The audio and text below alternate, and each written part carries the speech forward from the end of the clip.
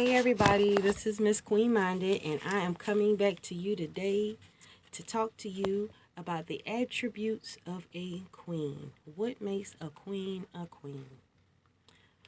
The next topic that we're going to discuss that makes a queen is we're going to say love. Being able to love in your heart makes you a queen. Love is not something that we as women should be incapable of doing, but unfortunately there are a lot of women who just do not know how to love. And a lot of times it's because we've had heartache and pain at the house growing up, in our family life, and then it's hard for us to love others if we've never felt love or if we don't know what love is. So, for those of you who don't know what love is, I've put this in a few of my writings, but I'm going to say it and I'm going to explain it. Love is the constant assessment of someone else's needs. That's all. The constant assessment means that you are concerned about what someone else is doing. I'm not saying love totally avoid yourself. That's not what we're saying.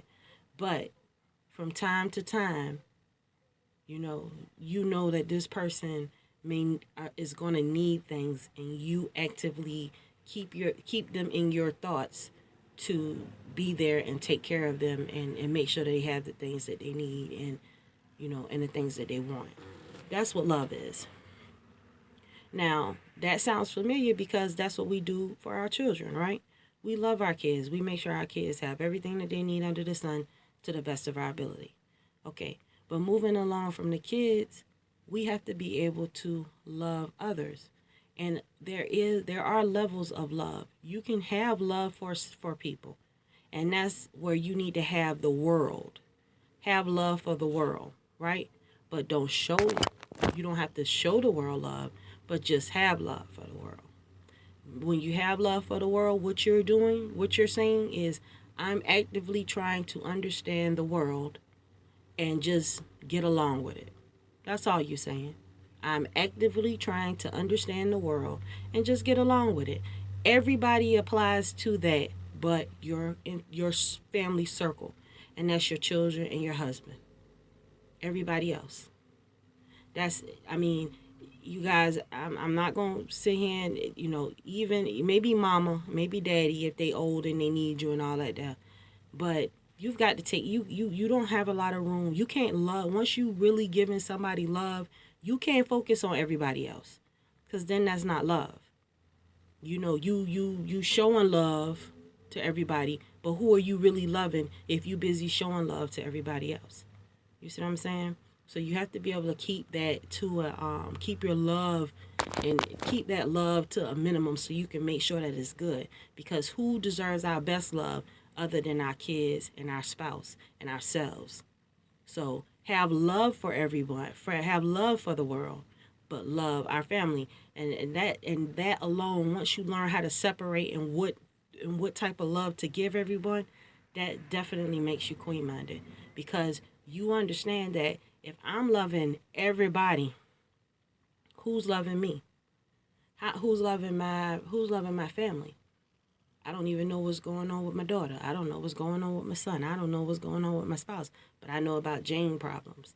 And I know about this person problems. That's because you're loving everybody else but what's important. And that's who's under your roof at night. That is the people who get everything. 109. Everybody else, they get that one. Because that's the way it is. When you have them, you let go. Of when you have a family and a home, everybody else falls second. Your home is first. Your family is first. You're first. God is first. Everybody else, second, third, fourth. Families then second. Okay, because we have to be concerned about our family. I agree. You know what I'm saying? But then friends and cousins and all that they go on out. They go on out because that's too much. My concern is right here at home, being there. And once you can get a tight foundation in the home, then you can get out and maybe then spread your love a little bit more. But first, it starts at the house. And that is definitely queen-minded thinking.